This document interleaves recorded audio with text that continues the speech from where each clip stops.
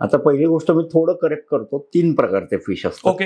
एक fresh water fish, एक समुद्रातले मासे आणि आता नवीन आलेले फार्मिंगचे मासे. सो फार्मिंग हा तिसरा प्रकार आहे. सो फरक बघायला गेलं तर नदीतला मासा हा गोड्या पाण्यातला आहे. त्यात मिनरल्स किंवा बाकीच्या गोष्टी आहेत त्या सगळ्या मिळतात. फार्मिंगच्या माशात थोडंसं ते कमी झालेलं असतं कारण ते फार्म केलेले असतात. आणि समुद्रातले पाण्यातले मिनरल्स थोडे वेगळे असू शकतात कारण ते खारं पाणी आहे. पण बघायला गेलं तर पुण्यात खाल्लं जाणारं प्रमाण जास्ती समुद्री माशाचंच आहे. किंवा ओव्हरऑल जर तुम्ही बघितलं मासे खाणारा, आपण इथनं कोकणात जातो समुद्राचेच मासे खातो. मग पूर्वी पुण्यात होतं की गोड्या पाण्यातले मासे खाल्ले जायचे कारण तेव्हा समुद्रातला मासा तेवढा येत नव्हता, ट्रान्सपोर्टेशन नव्हतं किंवा बाकी गोष्टी नव्हत्या, त्यामुळे येत नव्हतं. त्यामुळे तेव्हा पुण्यातली लोक गोड्या पाण्यातला मासा जास्ती खात होती, म्हणजे डॅमचा म्हणा किंवा नदीतला म्हणा. पण आता त्याच्यावर थोडंसं प्रमाण कमी झालंय. आता एक 2-3 मासे सोडले, चिलापी, मरळ वगैरे, तर बाकी नदीचे मासे माहीत पण नाही आहेत लोकांना. त्यामुळे सी फूड हेच आत्ता ट्रेंडिंग आहे असं म्हणता येईल. आता कसं होतं, मासा एकदा शिजल्यानंतर तुम्ही ताजा का शिळा जर तुम्ही नवीन मासे खाणारे असाल तर नाही ओळखू शकत. तो रॉ मासा असतानाच तुम्हाला ओळखता येईल. त्यामुळे माझं पहिलं सांगणं कायम असतं की जिथं तुम्हाला योग्य वाटतंय की हे विश्वासार्ह आहे अशाच ठिकाणी खायला जा. एकतर तुम्हाला घरात करता येत नाहीये, तर घरात तुम्ही मासे करताय तर तुम्हाला कच्च्या माशात ताजेपणा कसा ओळखायचा हे मी सांगू शकतो.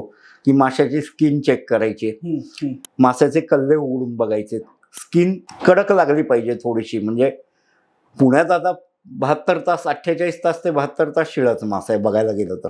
त्यामुळे तेवढी कडक तुम्हाला लागणार नाहीये जसं कोकणात मिळतो किंवा गोव्यात मिळतो. बरोबर. पण त्यातल्या त्यात ती तुकतुकीत दिसली पाहिजे थोडीशी स्किन. म्हणजे फ्रेश आहे त्याच्यावर न कळतं. कल्ल्याच्या आतमध्ये थोडासा रेडिशपणा दिसला पाहिजे, त्यामुळे त्यातनंही कळू शकतं. किंवा बोट दाबलं समजा माशाला तर खड्डा पडला पटकन तर तो शिळा मासा आहे. कारण ते काय म्हणूयात आपण, ते कंपोज व्हायला सुरुवात झालेली आहे तो प्रकार. त्यामुळे ते बेसिक गोष्टी आहेत. पण हे सगळं शिजल्यानंतर तुम्ही चेक करू शकत नाही. त्यामुळे तुम्ही हॉटेलमधनं जाता मासा खाता, ऑलमोस्ट सगळे हॉटेलवाले चांगलंच देत असतील, पण तिथं तुम्हाला हे चेक करता येणार नाही. सो विश्वास आहे, जिथं प्रामाणिकपणे मिळतंय, चांगलं मिळतंय अशा ठिकाणी जाणं उत्तम. सगळेच मासे चांगलेत सर, म्हणजे असं कॅटेगरायझेशन करता येणार नाही. लोकांनी केलंय की पॉपलेट बेस्ट आहे किंवा सुरमई बेस्ट आहे कारण एकच काटा असतो, खायला सोपा जातो. पण तसं नाहीये. काटेवाले मासेही तेवढेच चांगले असतात, पण लोकांना खाता येत नाही त्यामुळे लोक तिकडे वळत नाहीत. कारण काट्यांची भीती असते, घशात अडकलं तर काय करा हे इश्यू असतात. त्यामुळे पुण्यात तरी चालतात ते तुलनेने खायला सोपे मासे चालतात. मग पॉपलेट असेल, सुरमई असेल, कोळंबी असेल. पण मग आता माशामध्ये सुद्धा आपण म्हणतो की जसं आपला पहिला मुद्दा आपण डिस्कस केला की सी वॉटर आणि फ्रेश वॉटर, तर आपल्याकडे जी माहिती आहे की टिपिकली फ्रेश वॉटर फिश जे असतात त्याच्यामध्ये समजा काटे जास्त असतात किंवा सी वॉटर फिश असतात त्याच्यात काटे कमी असतात, तर हे बरोबर आहे का? म्हणजे ही जी माहिती आहे ही बरोबर? फ्रेश वॉटर फिश मध्ये काटे जास्ती असतात हे बरोबर आहे, पण सी वॉटर फिश मध्ये कमी असतात. तर तसे 2-3च कॅटेगरी आहेत. अच्छा. बाकी काटेवाले मासे समुद्रातही आहेत.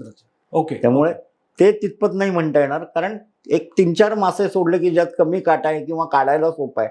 पण समुद्रात आजही भरपूर काटे असणारे मासे आहेत. गोळ्या घेऊन ते इन्ग्रेडियंट्स घेण्यापेक्षा मी सजेस्ट करीन मासे खा, कारण ते ऑलरेडी आहे. गोळीत जेव्हा तुम्ही फिश ऑइलच्या गोळ्या म्हणताय किंवा कॉड लिव्हर ऑइलच्या गोळ्या म्हणता तेव्हा त्याच्या जोडीने आणखी पण काही गोष्टी आलेल्या असतात ज्याचे साईड इफेक्ट होऊ शकतात. त्यापेक्षा तुम्ही मासा खा ना. साईड इफेक्ट हा प्रकारच नाहीये. आणि तुम्हाला जे त्या गोळीतनं जाणार आहे ते माशात नाही मिळणार आहे. आता याच्यावर मेडिकल लाईनची लोक म्हणतील कदाचित की एका गोळीत भरपूर जातं. मी म्हणेन आठवड्यातनं 3दा मासे खा. चव म्हणून तुम्हाला खायचं आहे तर तुम्ही कधीही खा, पण तुम्ही जर न्यूट्रिशन म्हणून बघताय तर आठवड्यातनं 2दा त्या गोष्टी जायला पाहिजेत तुमच्या पोटात. सांधेदुखी करता तुम्हाला जर बघायचंय तर प्रोटीन आणि कॅल्शियम या गोष्टी तुमच्या सांध्यापर्यंत पोहोचल्या पाहिजेत व्यवस्थित. सो प्रोटीन भरपूर असलेले मासे कुठले, तर लेपा नावाचा एक मासा येतो ज्याला सोलफिश म्हणतात. लेपा चांगला आहे. सुरमईत प्रोटीन चांगले आहेत. पॉपलेटमध्ये आहेत. बोंबिलमध्ये उत्कृष्ट आहेत. आणि खाडीचा एक छोटा मासा येतो तारली नावाचा. अच्छा. ज्याला सार्डिन म्हणतात. करेक्ट. सो तारलीमध्ये खूप प्रोटीन आहेत, पण त्याला काटा खूप आहे त्यामुळे लोक टाळतात तो मासा खायला. तो थोडासा स्ट्रॉंग आहे फ्लेवरमध्ये. तो एवढाच येतो तारली, पण सुंदर मासा आहे तो.